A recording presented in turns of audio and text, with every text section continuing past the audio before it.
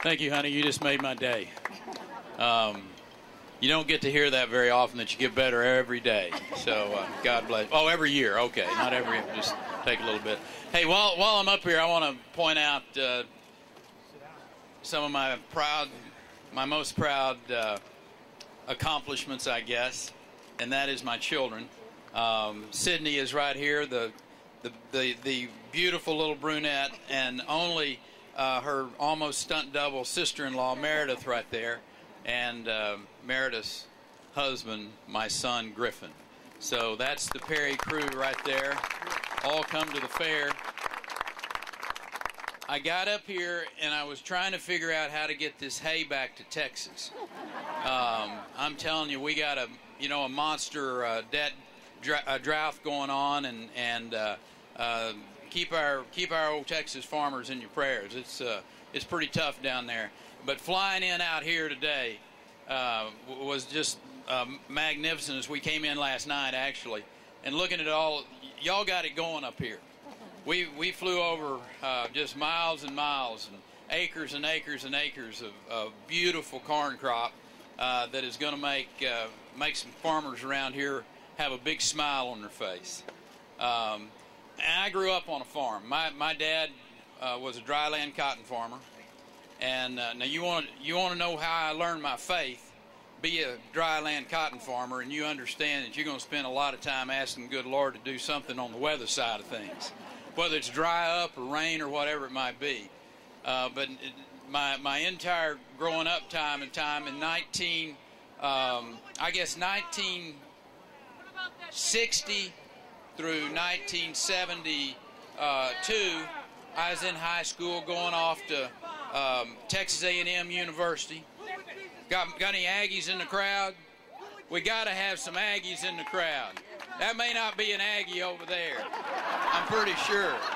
He may not be an Aggie fan. You know, speaking of Aggies, Iowa State's one of those great universities, and I know that they delivered a lot of folks like myself animal science degree, and but I also grew up in that era when the Vietnam conflict was going on, and I volunteered to go into the Air Force. Left school in 1972, and we went on, I guess, for 4.5 years flying tactical aircraft across the, pretty much around the globe. Spent time in England and South America, Central America, in the Saudi Arabia and Middle Eastern part of the world. And here's what I'd really never thought about how important our freedoms are in America. I mean, we take them for granted.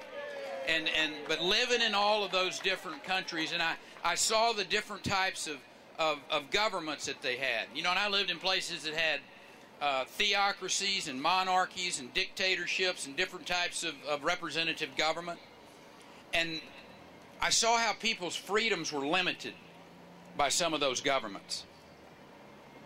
And when I was 26, 27 years old, it really became abundantly clear to me what an incredible country we live in, and that the freedoms that we have, and men and women who died for those freedoms, and why they're so precious.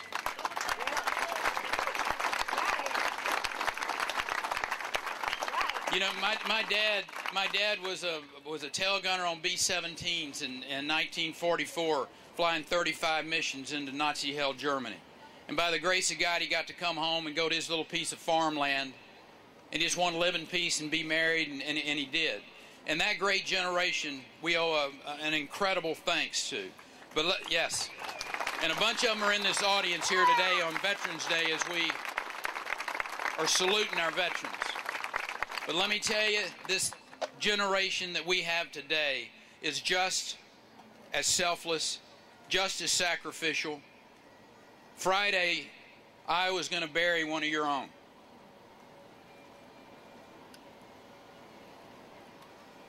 One of those young Navy SEALs who was killed in Afghanistan. And on Friday, I want you to think about T.J. Tillmans and the sacrifices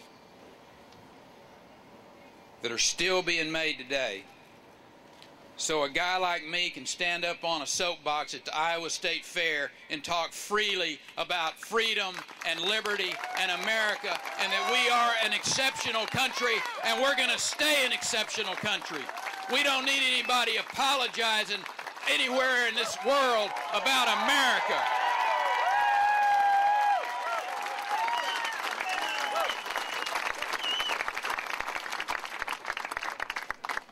I get a little bit passionate about that.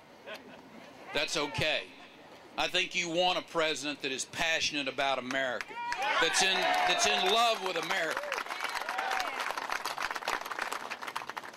I know what this country needs, and we need to get Americans back working. We need to be able to create an environment in this country where anybody that wants to work can find that job. And I'm really proud of what we've done in the state of Texas over the last decade. Over half of the jobs created in America during periods of time in that decade were in the state of Texas. 40% of all the jobs created in America from June of 2009 until the present were created in Texas. I know how to create jobs. You let the private sector free them up from over-taxation, free them up from over-regulation, free them up from over-litigation. Then government, get out of the way. Let the private sector do what the private sector knows how to do. That's what we need to be all about. Listen, today, I'm asking the President of the United States to do something. He's coming into Iowa here in a little bit, and I'm asking him to do something. He says he's on a listening tour, so I'm going to talk to him. And here's what I'm going to say to him. Mr. President, you need to free up the employers of this country to create jobs. Get rid of the regulations that are stifling jobs in America. Free up this country from these stifling regulations. Let me give you just this is such an obscene, crazy regulation. They want to make, if you're a tractor driver, if you drive your tractor across a public road, you're going to have a commercial driver's license. Now, how idiotic is that? How idiotic is that? Senator Grassley last night, I said, Senator, I heard that in the last 2 days that they were going to put that type of regulation in place. And your own United States Senator sitting there at the table said, that's right. And I said, what were they thinking, Senator? And he said, they weren't. So that's the issues at hand here. Look, we all know whether the EPA is stifling the energy production in America. When you can't, I mean, the idea that, I don't know how you get a permit to go drill in the Gulf Coast if you're from Mississippi, Louisiana, or Texas, and you've got an oil and gas exploration company. And at the same time, this president is making forays to foreign countries. He goes to Brazil with $2 billion of your tax money to give to Brazil to help them get their offshore drilling going. Now, what kind of nonsense is that? We need to have an American first theory in our government.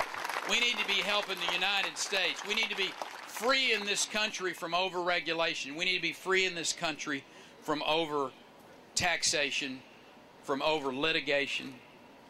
Just this last year in Texas, we passed a piece of legislation because we were seeing too many businesses get hung up by frivolous lawsuits, spending literally hours, or not hours, days and months and even years in litigation and paying for defense attorneys. We passed loser pays in the state of Texas. You get frivolously sued, and they will pay your court cost and your legal fees.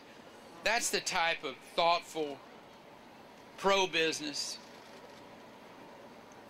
policies that we need in America. I am a pro-business governor. I don't make any apologies about it, and I will be a pro-business president. Getting America back to work, is the most important issue that faces this country. Being able to pay off $14.5 or $16 trillion worth of debt. That big black cloud that hangs over America, that debt that is so monstrous. There's only one way you get rid of it that's practical, that makes sense, and that is to free up America. Free up American entrepreneurs. Give them the incentives to go out and spend the dollars that they have and hire the people. That is the plan. It works. It worked in Texas for a decade. We can take those same low tax, low regulation, low lawsuit theory, and you implement it at the national level.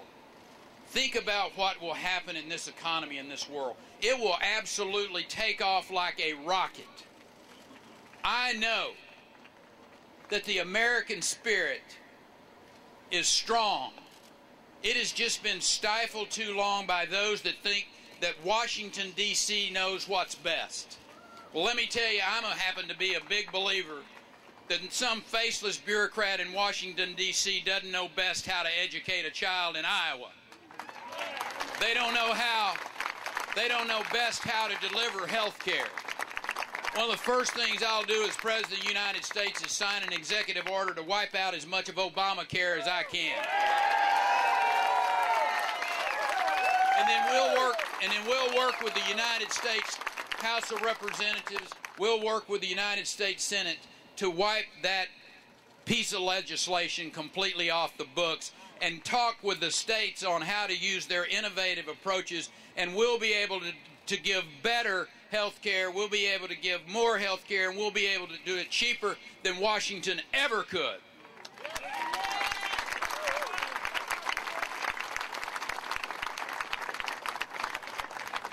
I don't see a hook yet, so I'm going to keep going.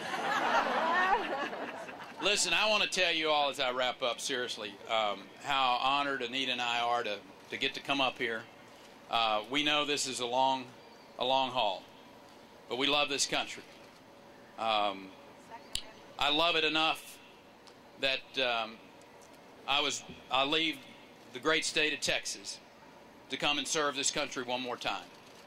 And there's my Second Amendment boys down there on the back, on the front row. Glad, you know what? That's kind of one of my favorite amendments. You know that. Second Amendment allows me to go jogging with my daughter's dog over here, and if a coyote jumps out, I can take care of it.